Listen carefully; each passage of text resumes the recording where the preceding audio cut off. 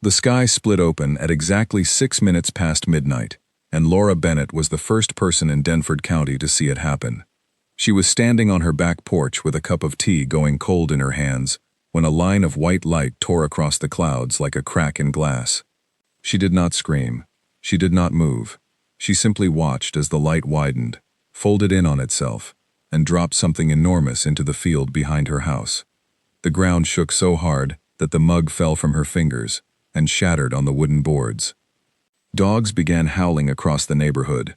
Car alarms went off one after another, a chain of shrieking sound rolling down the street. Laura's hands were shaking, but her mind was strangely calm, the way it gets when a person is too shocked to feel real fear yet. She ran inside and grabbed her phone. No signal. She tried the landline. Dead. The television screen showed only static, a hiss of gray noise, where the evening news had been playing minutes before. Outside, the shape in the field was rising. It was not a machine in the way she understood machines. It had no wheels, no visible engine, no seams. It looked more like a splinter of black stone the size of a football stadium, hovering a few feet above the wheat, humming with a low sound that made her teeth ache. Laura backed away from the window as 3 more streaks of light fell from the sky, farther off, near the edge of town. Then 5 more. Then she lost count. By sunrise, the humming towers stood in fields and parking lots and empty lots all over the country, and every single radio station in the world had gone silent. 200 miles away, in a cramped apartment above a hardware store, Nathan Ford was jolted awake by his little sister shaking his shoulder. Nathan. Nathan. Wake up. Something's wrong. He sat up fast, heart pounding before his mind even caught up. Grace was 11 years old and rarely scared of anything, but her face in the dim light was pale and tight. "The power's out," she said, "but it's not just us. Look." He went to the window. The whole street was dark. No porch lights, no street lamps, nothing. But far in the distance, past the rooftops, a strange glow pulsed against the clouds, red, then blue, then red again, like a heartbeat made of light. "Stay here," Nathan said, though he had no plan beyond those 2 words. He was 24, and until that morning his biggest worry had been paying rent on time. He had no military training, no special skills, nothing that would matter in the hours that followed. But he had a little sister who trusted him to keep her safe, and that was enough to make him move. He went downstairs, unlocked the shop door, and stepped into the street. People were already gathering, wrapped in blankets and coats, murmuring to each other in confused, frightened voices. Someone said the word alien before anyone had proof of anything, and once the word was spoken, nobody could unhear it. Then the first tower near their town opened. It did not explode. It simply peeled apart, like the petals of some enormous black flower, and out of it came shapes that moved too smoothly to be human and too solid to be shadows. They did not walk so much as glide, low to the ground, their forms shifting slightly with each motion, as though they were only half finished by whatever built them. Someone screamed. The crowd broke apart, scattering in every direction, and Nathan ran back inside without looking to see what happened next. He grabbed Grace, pulled her toward the back room, and pressed her down behind an old counter. "Whatever you hear," he whispered, "don't come out until I say so." Outside, the town was falling apart. Buildings that had stood for 100 years came down in seconds, not from fire or explosions, but from something else entirely, a kind of pressure that crushed concrete like paper. Streetlights bent and snapped. Car alarms cut off mid-wail as their vehicles were flattened.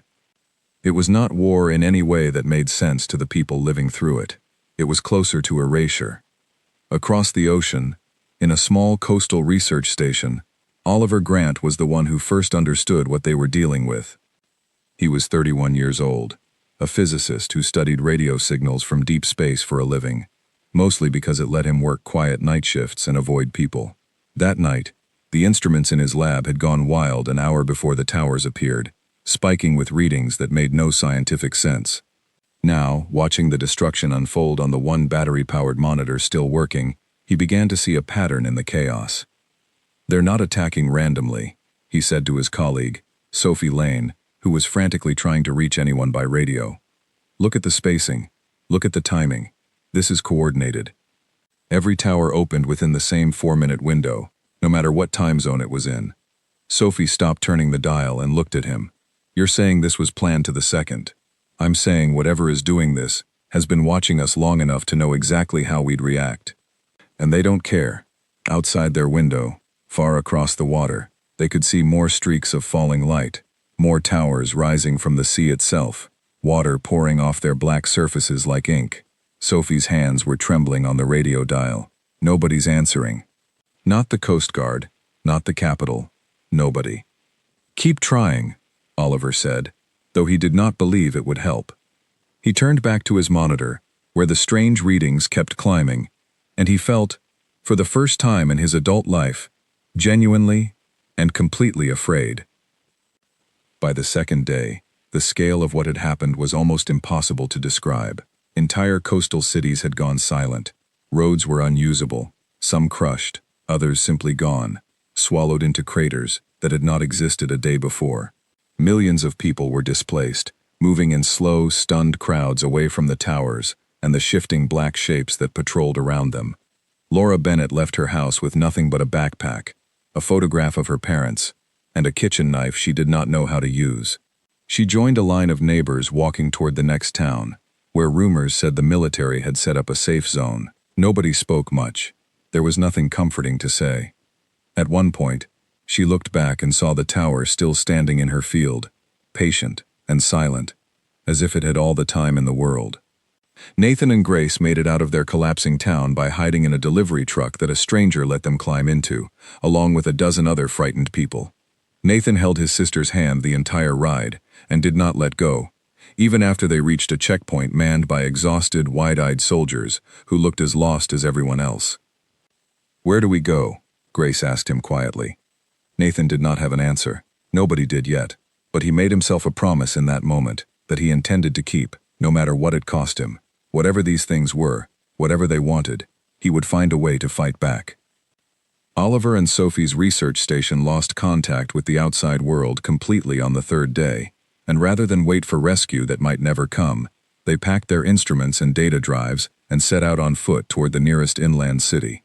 Oliver carried with him something more valuable than food or water, a growing theory, still incomplete, about a weakness in the pattern of the tower's activity, a rhythm he had noticed in the data before the signal died.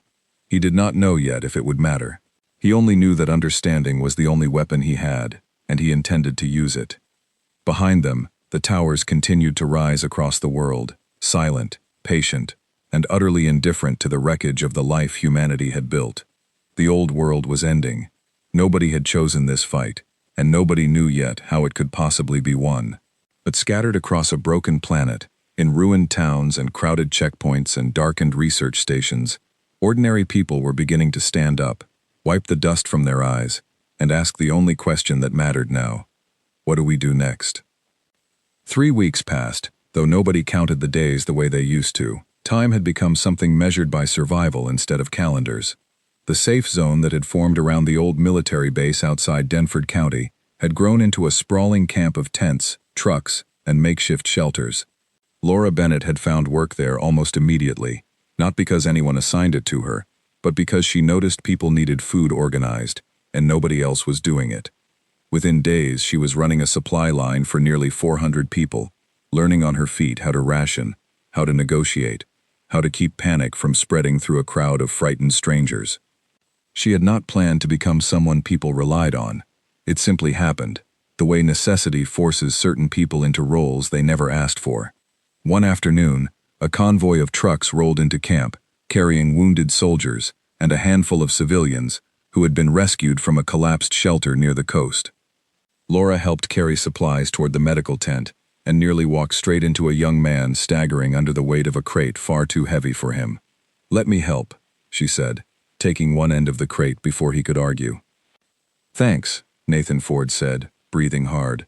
"I didn't think I'd make it another 20 feet.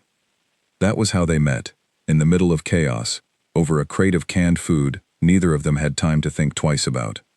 Grace trailed behind her brother, exhausted but alert, watching everything with the sharp eyes of a child who had grown up too fast in too short a time. "You've got a good grip for someone who looks like they haven't slept in a week," Laura said, trying to offer something like a smile. "Neither have you," Nathan replied. It was not friendship yet, not really, but it was the beginning of something, a thread of trust forming between two strangers who had both lost everything and were both determined to keep moving forward anyway. Meanwhile, Oliver Grant and Sophie Lane had made their way to a research outpost in the hills, one of several scattered facilities that remote scientists and engineers were being gathered into, as governments scrambled to organize any kind of response. It was not a proper military headquarters, not yet, but it was becoming something close to one, staffed by exhausted scientists, a handful of surviving officers, and volunteers with useful skills and nowhere else to go. Oliver spent every waking hour poring over the data he had salvaged from the coastal station, along with new readings pulled from surveillance drones brave enough to fly near the towers without being destroyed. The pattern he had noticed before the world went dark was becoming clearer, though he still could not fully explain it. Every tower goes quiet for exactly 90 seconds every 6 hours, he explained to a room of skeptical officers, pointing at a wall covered in printed graphs. It happens everywhere in the world, all at once, synchronized down to the second. During that window, their patrol units slow down. Their defenses weaken. I don't know why yet, but it's not random. A tired colonel named Daniel Cross studied the graphs with narrowed eyes. He was not a scientist, but he had learned in his years of service that patterns were often the only edge a smaller force had against a larger one. "You're saying there's a window where we could hit them and they wouldn't be at full strength," he said. "I'm saying there might be," Oliver corrected carefully. "I don't have enough data to be certain. We'd need to observe more towers, over more cycles, before I could say this is reliable enough to build a plan around." "Then get the data," Daniel said. "Because right now, this is the only good news anyone in this building has heard in 3 weeks. Sophie, who had been quietly organizing the surveillance drone footage in the corner of the room, looked up. "There's something else. Some of the drone footage shows the patrol units gathering in the same spots during that quiet window, almost like they're recharging. If Oliver's right, that's not just a weakness. That might be a location where we could actually strike something important." The room went very quiet. For the first time since the towers arrived, there was a flicker of something other than fear in the air. It was not hope exactly, not yet. But it was close. Word of the discovery spread quickly through the scattered network of camps and outposts still holding on. Within days, a message reached Denford County, carried by a runner on a bicycle because radio signals near the towers were still unreliable. The message asked for volunteers with technical skills, medical training, or simply the willingness to work hard and follow instructions, to travel to the research outpost and help build what people were now calling, without any official ceremony, the response. Laura read the message twice, then found Nathan sitting near the supply tents, sharpening a kitchen knife he clearly had little skill using. "They're asking for volunteers," she said, handing him the paper. Nathan read it slowly. Grace, sitting nearby, read it over his shoulder. "You should go," Grace said before he could speak. "I'm not leaving you here," Nathan said immediately. "I'm not asking you to leave me. I'm asking you to take me with you." Grace's voice was steady, far steadier than an 11-year-old's voice should have been. "I'm good with numbers. I listen. I don't get scared as easy as you think I do." Nathan looked at his sister for a long moment, torn between the instinct to protect her and the growing realization that hiding was no longer a form of safety. There was nowhere left to hide that the towers could not eventually reach. "Okay," he said finally. "Together then." Laura watched the exchange and felt something settle in her chest, a decision she had already half made without realizing it. "I'm coming too," she said. "This camp will manage without me for a while. People here need more than food. They need this fight to actually go somewhere." The journey to the outpost took 4 days, traveling mostly at night to avoid drawing attention from the patrol units that still roamed the ruined highways. They moved in a small convoy of 6 vehicles, packed with volunteers of every background, former engineers, retired mechanics, a young woman who had been studying to become a doctor before the world changed, an old farmer who insisted his knowledge of machinery would be useful somehow. At one point, their convoy was forced to stop and hide in a drainage tunnel beneath a collapsed overpass as a patrol unit passed less than 200 feet away. Laura pressed her hand over Grace's mouth, not because the girl was likely to make noise, but because it gave them both something to hold on to in the silence. The patrol unit moved slowly, its black surface catching what little moonlight there was, pausing every few seconds as though listening for something. Nobody breathed. Nobody moved. After nearly 10 minutes that felt like an hour, it drifted away, continuing its silent, endless patrol. When they finally reached the outpost, they were exhausted, dirty, and relieved beyond words. Oliver met them at the gate, along with Daniel Cross, who eyed the group with the practical assessment of a man used to sorting people quickly into useful categories. "You're the ones from Denford," Daniel said. "We can use every one of you. Get some rest first. Tomorrow, we start training." Grace looked around at the outpost, at the scientists hunched over glowing screens, at the soldiers cleaning weapons with quiet, focused hands, at the maps covered in colored pins marking towers across the region. For the first time in weeks, she felt something other than fear settle in her small chest. "This is where it starts," she whispered to her brother. "Isn't it?" Nathan put his arm around her shoulders and looked out at the darkening horizon, where far in the distance, a tower's silhouette stood against the stars, patient and unmoving. "Yeah," he said quietly. "I think it is." That night, as the outpost settled into an uneasy quiet, Oliver stayed awake reviewing his data one more time, searching for anything he might have missed. Sophie found him still at his desk long after midnight, the printed graphs spread out before him, like pieces of a puzzle he was determined to solve. "You should sleep," she said gently. "I will," he said, not looking up. "I just keep thinking about that 90-second window. If I'm right about this, it's the first real weakness anyone has found. If I'm wrong, we could waste our best chance chasing a mistake." Sophie sat down across from him. "Then, we make sure you're not wrong, whatever it takes." Outside, the camp lights flickered against the darkness, small and stubborn against the vast, silent shapes that ruled the ruined world beyond the fence. It was not victory. It was not even close to victory. But for the first time since the sky had split open, humanity had something it desperately needed. A plan. Training at the outpost began before sunrise the next morning, and it did not stop for nearly 2 months. Daniel Cross ran the volunteers through drills that had little to do with traditional combat and everything to do with survival, coordination, and speed. Nobody expected to overpower the invaders through strength. The only real hope was precision, timing, and the 90-second window Oliver had discovered. Grace, true to her word, proved useful almost immediately. She had a sharp memory for numbers and patterns, and within days, she was helping Sophie cross-reference drone footage, spotting inconsistencies that even trained analysts sometimes missed. Nathan trained alongside the other volunteers, learning how to handle salvaged equipment, how to move quietly, how to read the subtle signs that indicated a patrol unit was nearby. Laura took charge of organizing supply routes between the outpost and nearby camps, a job that kept the entire operation fed and equipped, even as resources grew thinner by the week. Oliver, meanwhile, worked almost without rest, refining his theory with every new piece of data the drone teams brought back. The pattern held. Every tower, everywhere in the world, fell into the same 90-second window every 6 hours, and during that window, defenses weakened just enough to matter. But knowing about the weakness was not the same as understanding what to do with it. "We need to know what's inside," Oliver told Daniel one evening, standing before the wall of maps that had grown crowded with notes and colored string, connecting different towers to different patrol patterns. "We've been assuming the weak window means something breaks down inside the tower itself, but we don't actually know. It could be something else entirely, something more important than we realize." Daniel crossed his arms. "You're saying you want to send people inside one of those things?"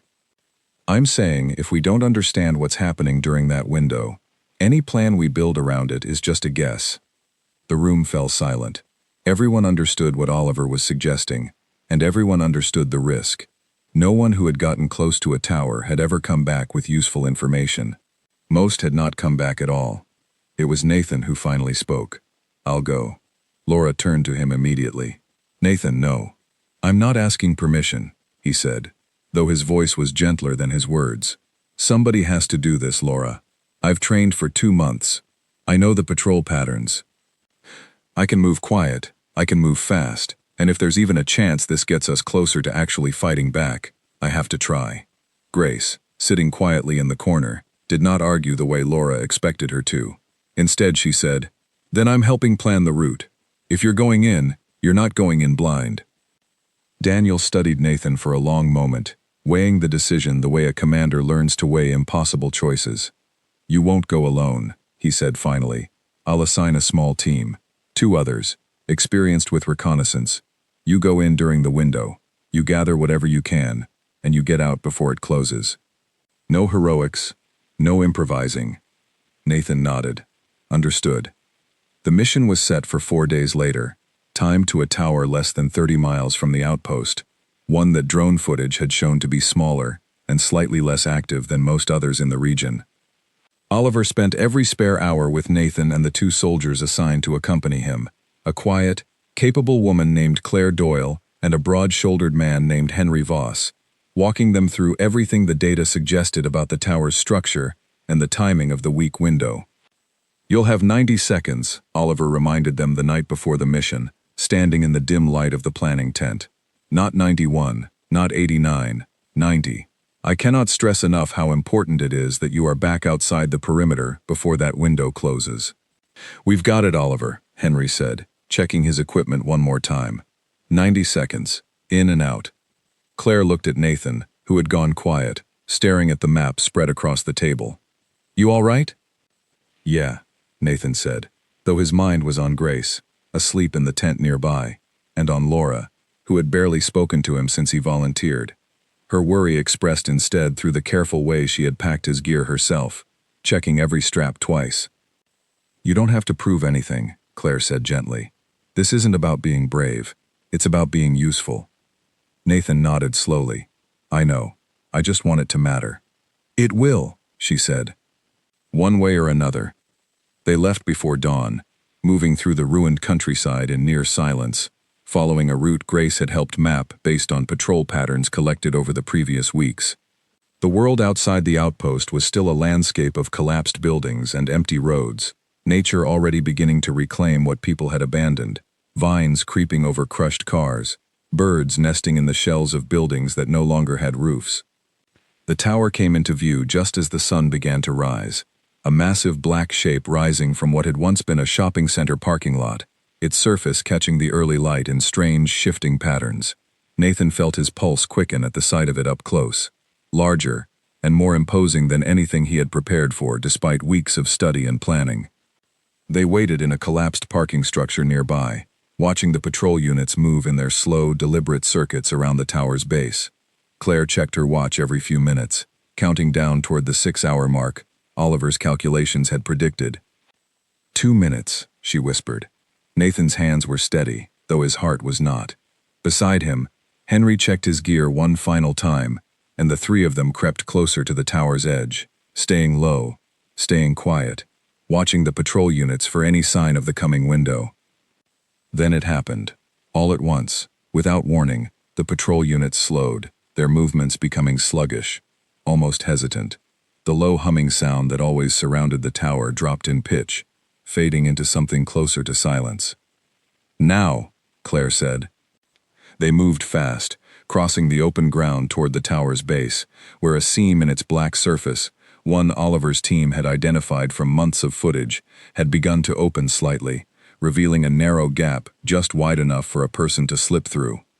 Inside, the tower was unlike anything Nathan had imagined. The interior walls pulsed faintly with dim light, patterns moving across their surface like something alive. There were no rooms in any familiar sense, only a series of chambers connected by narrow passages, filled with structures that hummed and shifted in ways that made no immediate sense. 30 seconds, Claire's voice came through his earpiece, tight with urgency. Henry moved quickly toward the nearest structure, capturing images and readings with the small device Oliver had built for exactly this purpose. Nathan pushed deeper into the chamber, drawn by something he could not explain, a strange pull toward the center of the space, where the dim light pulsed brightest. "Nathan, we need to go," Claire called. "One more second," he said, reaching the center of the chamber, where he found something that stopped him cold. A cluster of pulsing structures, arranged in a pattern that looked almost organic, almost alive, connected by threads of light that reminded him uncomfortably of veins. He captured an image with shaking hands, then turned to run. 15 seconds. Claire's voice was sharp now, edged with real fear. They ran, sprinting back through the narrow passage toward the seam they had entered through, which was already beginning to close, the gap narrowing with each passing second. Henry made it through first, then Claire, and Nathan threw himself through the shrinking gap just as it sealed shut behind him, catching his jacket and tearing it as he fell into the dirt outside. The humming returned to its normal pitch. The patrol units resumed their steady, deliberate movements. The window had closed. They lay in the dirt for a moment, breathing hard, before Claire helped Nathan to his feet. "You're bleeding," she said, noticing a shallow cut along his arm, where the closing seam had caught him. "I'm fine," he said, though his hands were still shaking. "We got what we needed. Let's move." They made it back to the outpost by nightfall, exhausted, shaken, but alive, carrying with them the first real look anyone had gotten inside the invaders' technology. Oliver met them at the gate, his face lighting up with something close to relief when he saw all three of them standing. "You made it," he said. "Tell me everything." The images Nathan and Henry had captured changed everything. Oliver spent 2 sleepless days analyzing them, cross-referencing the patterns they showed against the 90-second window data, and slowly, painstakingly, a theory began to take shape that was both more hopeful and more disturbing than anything he had expected. "The structures inside aren't just technology," he explained to the assembled leadership of the outpost, his voice tight with the weight of what he was about to say. "They're connected. Every tower we've observed shares the same synchronized weak window, because they're linked together, drawing power from something we haven't identified yet, something that requires a brief pause every 6 hours to redistribute. If we're right about this, it means the towers aren't independent. They're part of a single system." Daniel leaned forward. "Meaning what, exactly?" "Meaning if we can find and disrupt whatever is at the center of that system, we might not have to fight every tower individually," Oliver said. "We might be able to weaken all of them at once." The room erupted into quiet, urgent conversation, but Oliver was not finished. "There's something else," he said, and the room quieted again. Nathan's readings from inside the chamber showed patterns consistent with something adapting, learning. "I believe the more resistance we mount against them, the faster they'll adjust to counter it. If we're going to use this weakness, we need to move quickly, before they realize we've found it." Nathan, still bandaged from the mission, felt a chill run through him at those words. They were not just facing an enemy that was powerful, they were facing one that could learn from every mistake humanity made. That night, as the outpost settled into its usual tense quiet, Laura found Nathan sitting alone near the perimeter fence, staring out at the darkened horizon. "You scared me today," she said, sitting down beside him. "I know," he said. "I'm sorry." "Don't be sorry. Just, don't do it again without telling me first." Her voice cracked slightly, betraying the fear she had been holding back all day. Nathan looked at her, really looked at her, and for the first time since the towers arrived, he let himself feel something other than grim determination. "I won't," he said quietly. "I promise." They sat together in silence for a long while, watching the stars, aware that somewhere beyond the horizon, the towers stood waiting, patient and unmoving, gathering their strength for whatever came next. But for the first time since the world had ended, humanity had found a thread to pull, and they intended to pull it as hard as they possibly could. Word of the discovery traveled faster than anyone at the outpost expected. Within 2 weeks, messengers had reached surviving camps across the region, carrying news that the invaders were not invincible, that their strength came from a single connected system, and that a plan was forming to strike at its heart. For the first time since the towers fell from the sky, scattered pockets of survivors began reaching out to one another, not just to trade supplies or share safe routes, but to coordinate. Daniel Cross found himself, almost by accident, becoming the central figure of a growing alliance that stretched far beyond the outpost's original walls. Former soldiers, police officers, engineers, and ordinary volunteers arrived in a steady trickle, each bringing skills or resources the resistance desperately needed. What had started as a single outpost of exhausted scientists and frightened refugees was slowly becoming something larger, an organized force with a shared purpose. "We can't keep operating like this forever," Daniel told the assembled leaders one evening, gesturing at the map now crowded with markers, representing Allied camps stretching across 3 states. "We have people, but we don't have unity. If we're going to hit the center of their system, whatever and wherever that turns out to be, we need every camp working from the same plan." Oliver, who had barely slept in weeks, nodded in agreement. "I've been narrowing down possible locations for the central system, based on power distribution patterns. It's not going to be out in the open. If I'm right, it's buried, protected, probably guarded by more patrol units than anything we've faced before." "Then we need more than volunteers with kitchen knives," Claire said, from her seat near the back of the room. "We need real coordination. Real firepower, real numbers." It was Grace, now a fixture in nearly every planning meeting despite her age, who spoke up next. "What if it's not about numbers? What if it's about timing? You said the window is exactly 90 seconds, every 6 hours, everywhere in the world, all at once. If every camp hits their nearest tower during the same window, the invaders can't reinforce each other in time. They'd be spread too thin." The room went quiet as the idea settled in. Daniel looked at Oliver, who was already nodding slowly, working through the logic in his head. "She's right," Oliver said. "If we coordinate a simultaneous strike across every Allied camp, timed to the window, we could weaken their entire network at once, buying enough time for a strike team to reach the central system before they can adapt." "That's not a small operation," Daniel said. "That's the entire alliance, moving together, on the same signal, at the same moment." "Then we'd better start planning," Laura said firmly, "because if what Oliver said about them learning is true, we don't have forever to figure this out." The weeks that followed were the busiest the outpost had ever seen.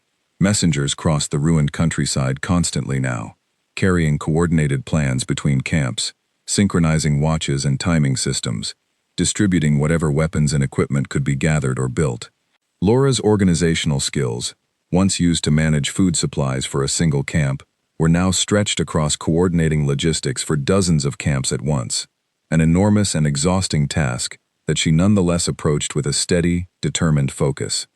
Nathan spent his days training new volunteers, teaching them the same skills he had learned only months earlier: how to move quietly, how to read patrol patterns, how to survive close encounters with the tower's defenses. Claire and Henry became instructors as well, their experience from the reconnaissance mission making them invaluable to the growing resistance. But the invaders were not idle either. Reports began trickling in from Allied camps describing changes in patrol behavior. Units that had once moved in predictable, slow circuits were now varying their patterns unpredictably.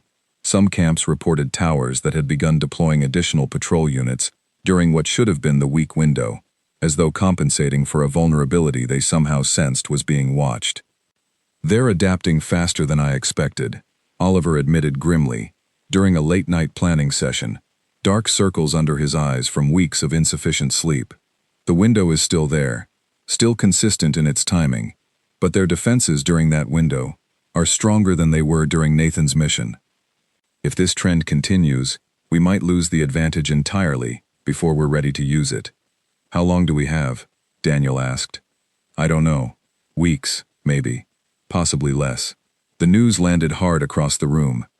Months of careful planning suddenly felt fragile, threatened by an enemy that seemed to learn and evolve faster than anyone had accounted for. "Then we move up the timeline," Daniel said finally. "We're not going to get a perfect plan. We're going to get the best plan we can manage in the time we have left." Not every part of the Alliance's growth came easily. 2 weeks before the planned offensive, a camp roughly 60 miles north reported a devastating attack, one that came without warning during a routine supply run. A patrol unit, moving in a pattern nobody had seen before, intercepted a convoy of volunteers traveling between camps, resulting in the loss of nearly a dozen people and a significant portion of gathered supplies. The news hit the outpost hard. Among the volunteers lost was a young engineer named Emma Price, who had been instrumental in helping Oliver refine the equipment used to detect the weak window. Her loss was felt not just as a tactical setback, but as a deeply personal one, a reminder that every person involved in this fight was risking everything with no guarantee of survival. Grace, who had grown close to Emma over months of working together on data analysis, took the news especially hard. Nathan found her sitting alone that night near the edge of camp, staring out at the darkened horizon, with tears she was trying and failing to hold back. She was helping build something that might actually save people, Grace said quietly, and she didn't even get to see if it worked. Nathan sat down beside his sister, unsure of what to say that could possibly make the loss easier to bear. "She'll be part of it, though," he said finally. "Everything she helped build, everything she figured out, it's still here. It's still going to matter." Grace wiped her eyes and nodded slowly, though the grief remained heavy in her chest. "I just wish it didn't have to cost so much." "I know," Nathan said. "I wish that too." The loss reshaped the mood of the outpost, hardening the resolve of everyone involved, even as it deepened the weight of what they were preparing to do. Laura, working through her own grief over people she had come to consider friends, threw herself even harder into coordinating the final preparations, determined that no more losses would happen through lack of planning or preparation. By the final week before the offensive, the Alliance had grown to include more than 30 camps spread across the region, each one preparing to strike its nearest tower during the same synchronized window. Oliver had narrowed the location of the central system to a heavily fortified area, roughly 100 miles from the outpost, a location where drone footage showed patrol unit activity far denser than anywhere else observed. "It's protected," Oliver explained during the final planning session, pointing to the location on the map. "More protected than anything we've seen. If the pattern holds, this is almost certainly the heart of their network." Daniel studied the map grimly. "Then that's where the strike team goes." The room fell silent, as the weight of the coming mission settled over everyone present. This was no longer a matter of gathering information or testing theories. This was the moment the entire resistance had been building toward, the culmination of months of loss, sacrifice, and desperate hope. "I want to be on that team," Nathan said, standing at the back of the room. Laura, sitting beside him, did not argue this time. She understood, in a way she had not fully understood months earlier, that some fights required people willing to walk directly into danger for the sake of everyone left behind. "I'm coming too," she said instead, surprising even herself with the certainty in her voice. Daniel looked between them, then around the room at the exhausted, determined faces of everyone who had gathered to fight for a world that had been taken from them without warning. "The strike team leaves in 5 days," he said. "Every camp, every ally, everyone who has agreed to this plan, needs to be ready to move at the same moment. If we're going to do this, we do it together, or we don't do it at all." Oliver looked up from his notes, meeting Daniel's eyes with a quiet, steady resolve. "Then let's make sure we're ready." Outside, the night sky stretched wide and dark over the ruined landscape, the distant silhouette of towers visible on the horizon in every direction, patient and unmoving, unaware of the storm that was gathering against them. For the first time since the invasion began, humanity was no longer simply surviving. It was preparing, deliberately and completely, to fight back with everything it had left. The countdown had begun. 5 days felt like both an eternity and no time at all. Every hour brought new preparations, new checks, new quiet moments of doubt pushed aside by necessity. The outpost buzzed with a kind of controlled urgency, volunteers checking equipment for the 10th time, messengers making final runs to confirm that every allied camp understood the plan down to the second. On the final night before the offensive, Oliver gathered the strike team one last time to review the plan in full. The team was small by necessity: Nathan, Laura, Claire, Henry, and 2 additional volunteers with engineering backgrounds, tasked with disabling whatever they found at the center of the invaders' network. Daniel would coordinate from a forward command position, staying in contact through the last working radio equipment the resistance possessed. "The synchronized strikes begin the moment the window opens," Oliver explained, tracing the plan across the map one final time. "Every camp hits their nearest tower at the same instant, forcing the network to respond to threats everywhere at once. That should draw patrol units away from the central location and give the strike team the best possible chance of getting in unnoticed." "And if it doesn't work?" Henry asked, not out of doubt, but out of the practical need to know every possible outcome. Then we adapt, Daniel said simply, same as we've done every step of the way. Nathan looked around the room at the faces of people who had become, in the span of a few short months, something closer to family than he ever expected to find again after the world fell apart. Grace sat near the back, having insisted on being present for the final briefing despite not being part of the strike team itself. You'll be safe here, Nathan told her quietly afterward. Promise me you'll stay with Daniel's team no matter what happens. Grace's eyes were steady, older than her years, in a way that broke his heart every time he noticed it. Promise me you'll come back, she said instead. I will, Nathan said, pulling her into a tight hug. I promise. The offensive began at dawn, timed precisely to the 6-hour cycle Oliver had tracked for months.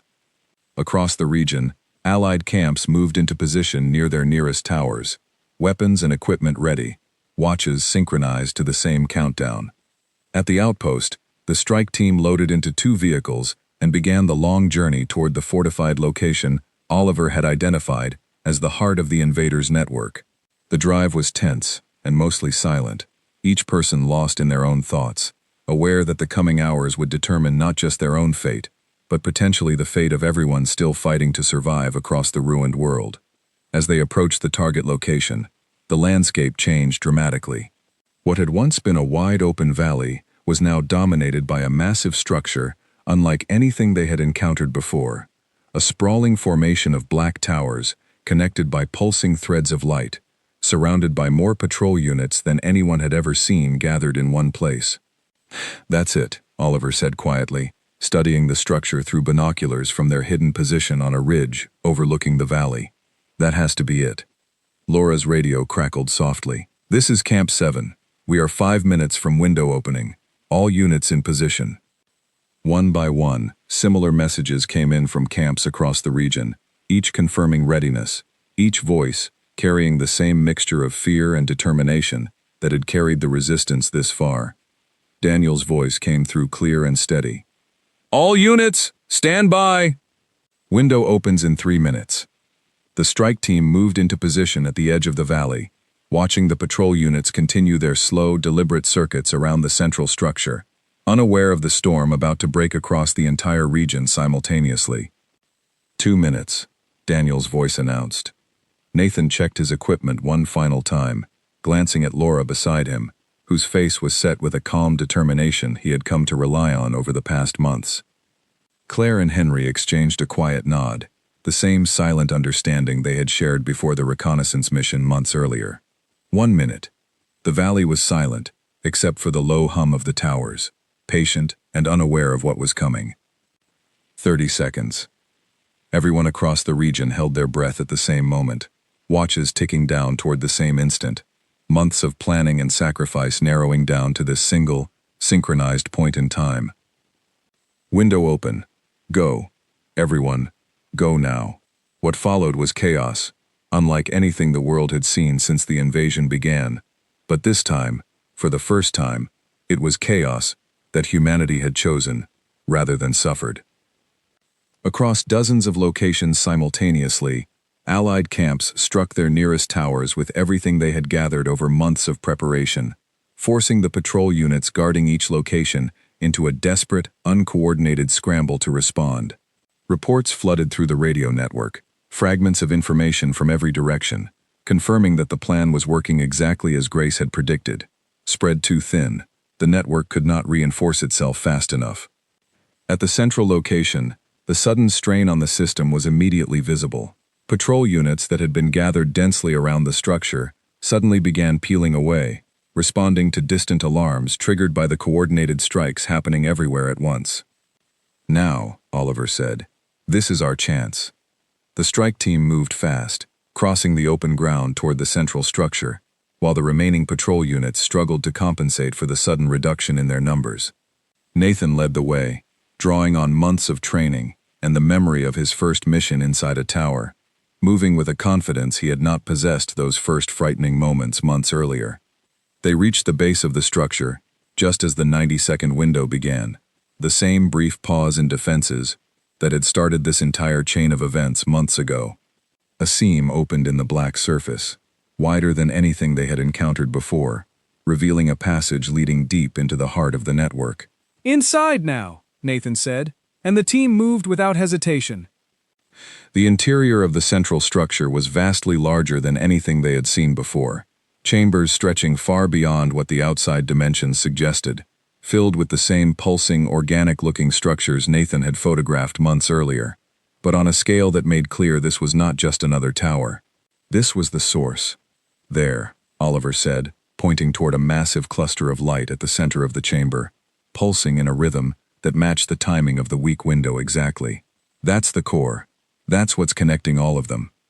The engineering volunteers moved quickly, setting up the equipment they had spent weeks preparing, designed to overload the system's power distribution during the brief window when its defenses were weakest. Claire and Henry took up positions guarding the passage, watching for any sign that the remaining patrol units had noticed the intrusion. 50 seconds, Laura called out, checking her watch. The equipment hummed to life, drawing power from the pulsing core in a way that made the entire chamber shudder, the light around them flickering erratically as the system strained under the sudden disruption. 40 seconds. It's working, Oliver said, watching his instruments with wide eyes. The feedback is spreading. It's not just this location. The disruption is propagating through the entire connected network. Across the region, in real time, every tower participating in the network began to falter. Patrol units that had been moving with purpose suddenly slowed, their movements becoming erratic and disjointed as the central system struggled to maintain the connection linking them all together. 30 seconds. We need to finish this and get out, Nathan said, watching the chamber shudder more violently around them. Almost there, one of the engineers called out, adjusting the equipment with rapid, precise movements. Just a few more seconds. 20 seconds.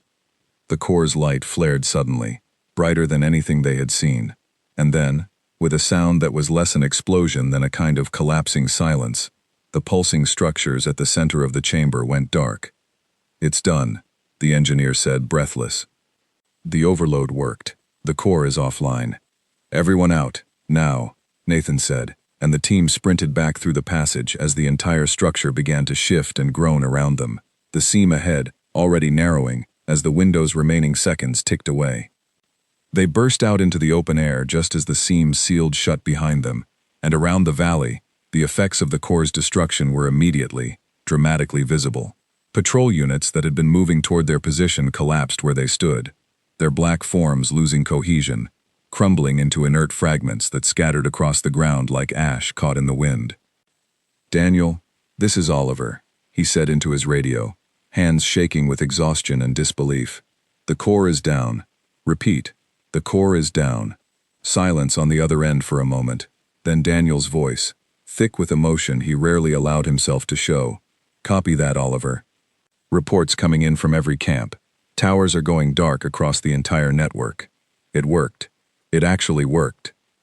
The days that followed were unlike anything the survivors of the invasion could have imagined during the darkest months of the fighting. Across the region, and soon across the world as similar reports began trickling in from allied networks in other countries, the towers fell silent one by one, their strange black surfaces losing the faint pulsing glow that had marked them as active threats for so long.